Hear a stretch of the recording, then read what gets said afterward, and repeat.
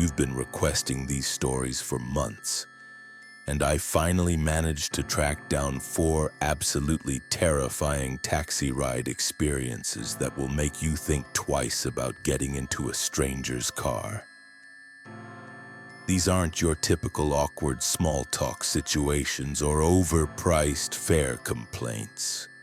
These are genuine nightmare scenarios that happen to real people who were just trying to get from point A to point B.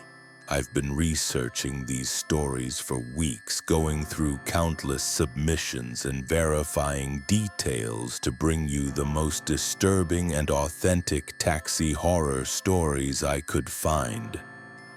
What you're about to hear will make you understand why ride-sharing apps with GPS tracking became so popular.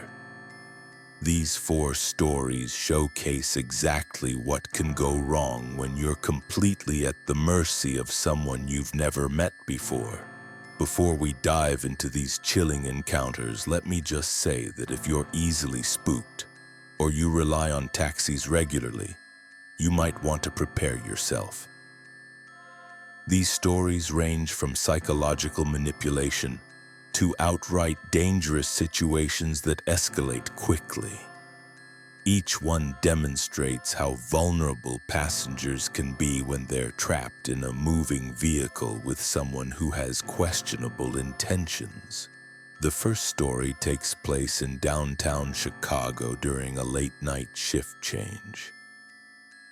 Sarah, a 28-year-old marketing executive, had just finished a client dinner that ran way longer than expected. It was almost midnight when she stepped out of the restaurant onto the busy street, fumbling with her phone to call for a ride. The battery was nearly dead and her usual ride-sharing app kept crashing. That's when she spotted the yellow cab idling at the corner. The driver rolled down his window and called out, asking if she needed a ride. Sarah hesitated for a moment because she usually preferred using apps for the safety features, but her phone was about to die, and she was exhausted. She gave him her address and climbed into the back seat. The driver appeared to be in his 50s, wearing a baseball cap pulled low over his eyes. He had a thick accent that Sarah couldn't quite place, and he kept adjusting his rearview mirror to look at her. At first, she thought he was just checking traffic, but she noticed his eyes lingering on her reflection more than seemed necessary. About 10 minutes into the ride, Sarah realized they weren't heading in the right direction. She lived in Lincoln Park, but they were driving toward the industrial district on the south side. When she pointed this out, the driver claimed he was taking a shortcut to avoid construction. Sarah pulled out her phone to check the GPS, but the screen went black as the battery finally died.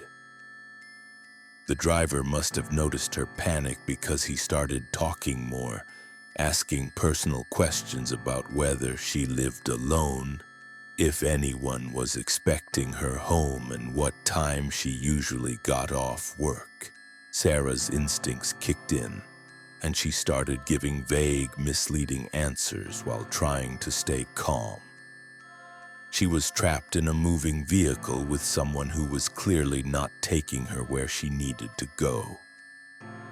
The neighborhood they were driving through became increasingly desolate.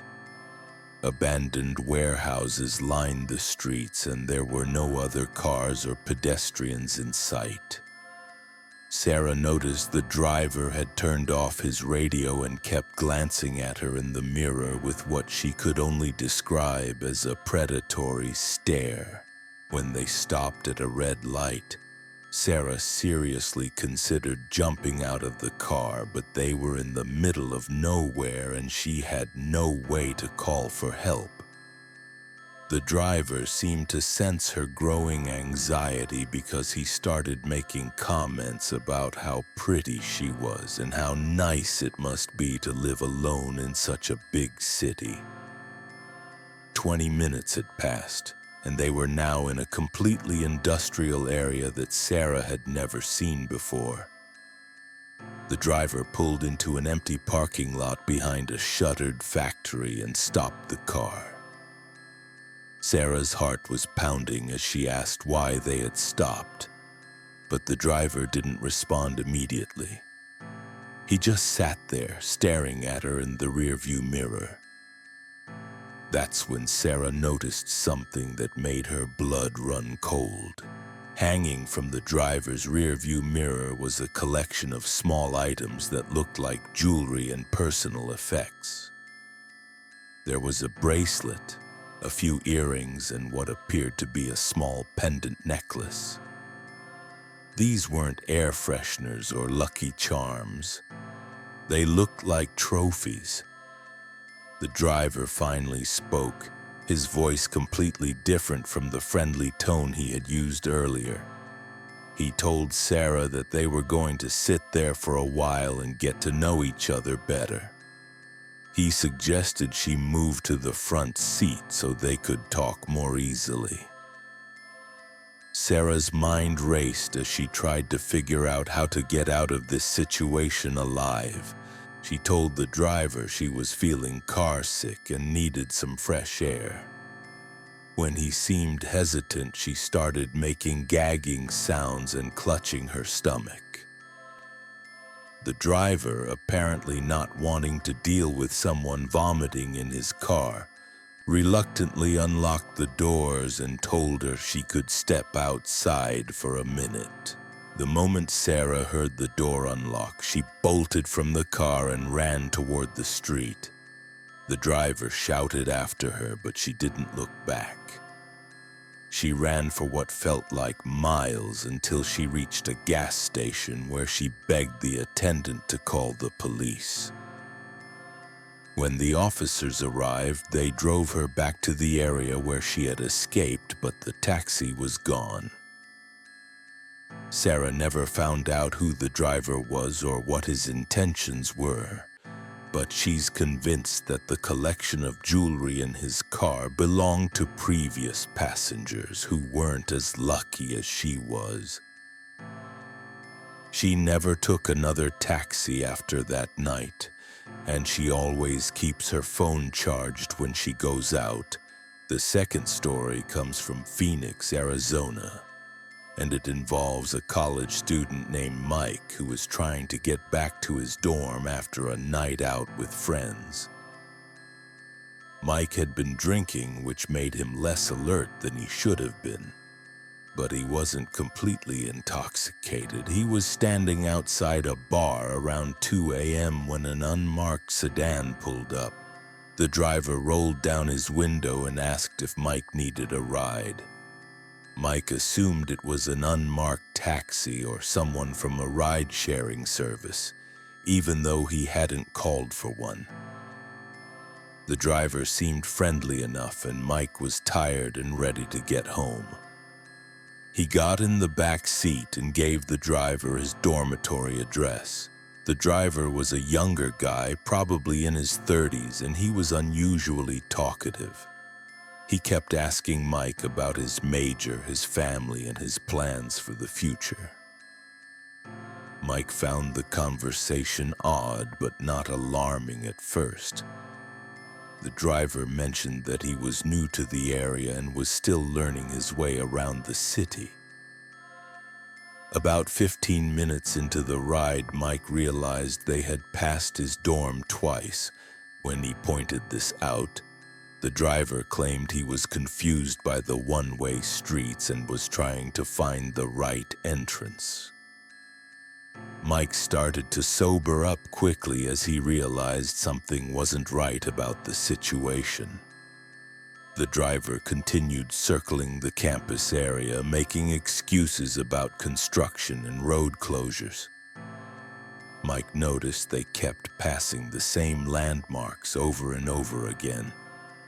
When he insisted that the driver stop and let him out, the driver became defensive and said they were almost there. That's when Mike noticed the driver had engaged the child safety locks on the rear doors. He was trapped in the back seat with no way to get out while the car was moving. The driver must have activated the locks when Mike wasn't paying attention, probably right after he got in the car. Mike started to panic as he realized he was in serious danger. The driver's entire demeanor had changed from friendly to menacing. He was no longer pretending to be lost and was instead driving with obvious purpose toward an area Mike didn't recognize. The driver started making comments about how Mike seemed like a nice kid and how his parents would probably miss him. The car pulled into a residential neighborhood with dark, empty streets. Mike could see they were heading toward a house at the end of a cul-de-sac. There were no lights on in any of the surrounding homes, and Mike knew that if he didn't act soon, he might not get another chance. Mike remembered his phone was still in his pocket, so he pretended to be getting carsick and leaned forward toward the front seat. While pretending to dry heave, he managed to grab the driver's keys from the ignition and quickly unlock his door using the manual switch on the driver's side door panel. The car was still moving slowly when Mike threw open the door and rolled out onto the pavement. He scraped his knees and elbows pretty badly, but he immediately got up and started running toward the main road. The driver stopped the car and got out, shouting for Mike to come back. But Mike kept running until he reached a 24-hour convenience store. The store clerk called the police, and when they arrived, Mike gave them a description of the car and the driver.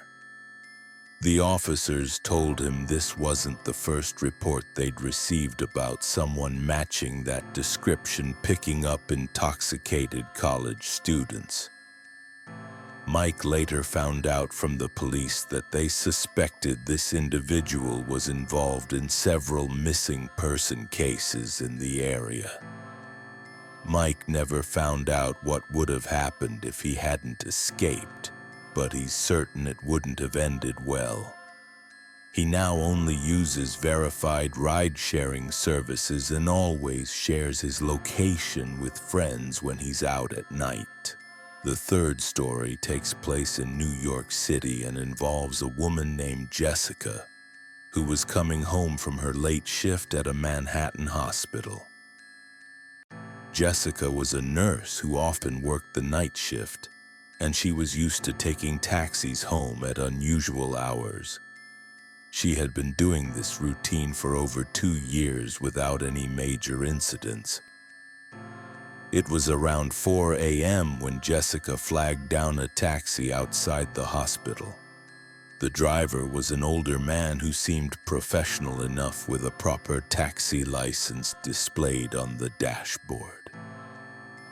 Jessica gave him her address in Brooklyn and settled into the back seat, exhausted from her 12-hour shift. The driver started the trip normally, making small talk about the weather and the late hour. Jessica was half asleep when she noticed they had been driving for much longer than usual. Her commute typically took about 30 minutes, but they had been in the car for nearly an hour. When Jessica looked out the window, she realized they were in a part of Brooklyn she had never seen before. The buildings looked abandoned, and there were no streetlights working. She asked the driver where they were, and he claimed they were taking a detour because of road construction on her usual route. Jessica tried to use her phone to check their location, but she discovered she had no cell service. The driver noticed her checking her phone and mentioned that cell towers in this area were often down for maintenance. Jessica's nursing training had taught her to stay calm in crisis situations, but she was starting to feel genuinely frightened. The taxi pulled into what appeared to be an abandoned industrial complex. There were no other vehicles around, and the area looked like it had been deserted for years. The driver parked the car and turned off the engine. Jessica asked why they had stopped, and the driver turned around to face her with a smile that made her stomach drop. He told Jessica that the meter had been running for over an hour, and her fare was now over $200.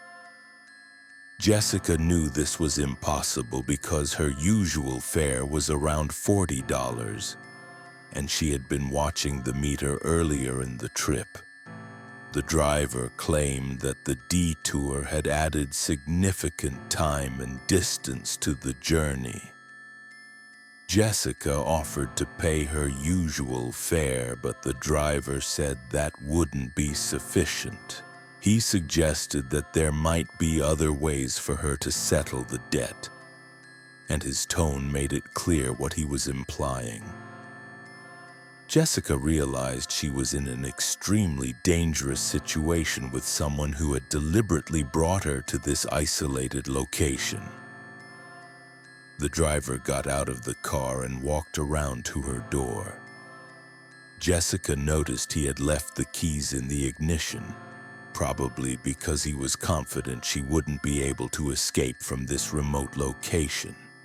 When he opened her door and reached for her arm, Jessica made a split-second decision that probably saved her life.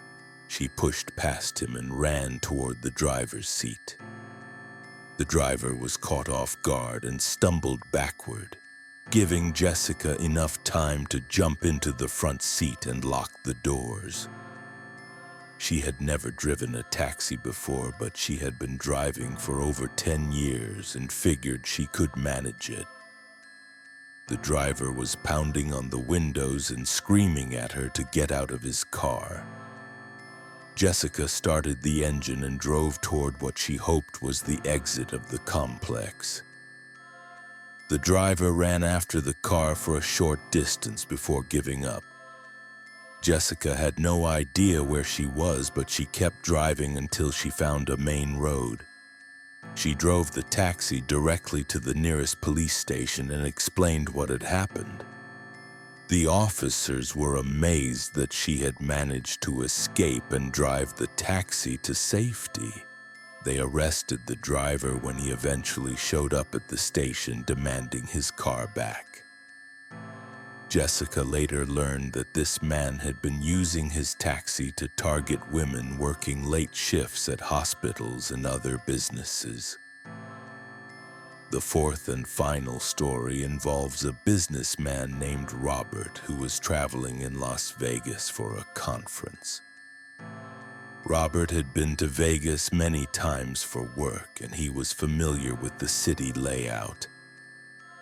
He had just finished a client meeting at a hotel on the Strip and needed to get back to his hotel across town. Robert flagged down a taxi outside the hotel, and the driver seemed normal enough. The man was well-dressed and professional, and his taxi appeared to be properly licensed and maintained. Robert gave him the address of his hotel and settled in for what should have been a straightforward 15-minute ride. The driver was extremely friendly and talkative, asking Robert about his business and how long he was staying in Vegas. Robert was happy to make conversation, and the driver seemed knowledgeable about the city and its attractions. The driver mentioned that he had been working as a taxi driver in Vegas for over 20 years and knew all the best shortcuts and routes. About halfway through the trip, the driver suggested they take a scenic route that would show Robert some interesting parts of the city he probably hadn't seen before. Robert was in no hurry and agreed to the slight detour. The driver turned off the main road and headed toward what he claimed was a historic district with interesting architecture. The area they entered was definitely not a tourist destination. The buildings were run down, and there were very few people on the streets. Robert started to feel uneasy when he noticed they were driving through what appeared to be a residential neighborhood with no historic buildings in sight. When Robert asked about the scenic route, the driver's demeanor completely changed. He became quiet and stopped making conversation. Robert noticed they were now driving through an area that looked completely abandoned. There were no other cars, no pedestrians, and no businesses open. The driver pulled into the parking lot of what appeared to be an abandoned shopping center. Robert demanded to know why they had stopped, but the driver didn't respond. Instead, he got out of the car and walked around to the trunk. Robert heard him rummaging around in the back of the car. Robert tried to open his door, but it was locked. The driver had apparently engaged some kind of locking mechanism that prevented passengers from getting out. Robert started to panic as he realized he was trapped in the car with someone who had deliberately brought him to this isolated location. The driver returned to the front seat carrying a small bag. He turned around and told Robert that there had been a change of plans. He explained that Robert's hotel was going to have to wait because they had some business to discuss first. The driver's tone was calm but threatening, and Robert knew he was in serious danger. Robert noticed his phone still had service, so he pretended to be looking for something in his pocket while actually dialing 911. He managed to whisper his location to the operator before the driver noticed what he was doing. The driver grabbed the phone and threw it out the window, but Robert hoped the call had gone through. The driver started asking Robert about his business, how much money he made, and whether anyone would miss him if he didn't return to his hotel. Robert tried to stay calm and give answers that wouldn't escalate the situation, but he could tell the driver was working up to something more serious. About 10 minutes later, Robert heard sirens in the distance. The driver heard them too and immediately started the car. He drove quickly toward the exit of the parking lot, but police cars were already blocking the entrance. Robert's 911 call had been successful, and the police had tracked the location of his phone. The driver was arrested on the spot, and Robert was safely returned to his hotel. The police told him that this particular driver had been using his taxi to rob tourists and business travelers. Robert's quick thinking with the phone call had prevented what could have been a much more serious situation. These 4 stories demonstrate just how vulnerable we can be when we put our trust in strangers who control our transportation. Each of these individuals survived their terrifying experiences through quick thinking, luck, and in some cases the help of law enforcement. Their stories serve as important reminders to always stay alert, trust your instincts, and have a plan for staying safe when using unfamiliar transportation services. The next time you get into a taxi or any vehicle with a stranger, remember these stories and take precautions to protect yourself.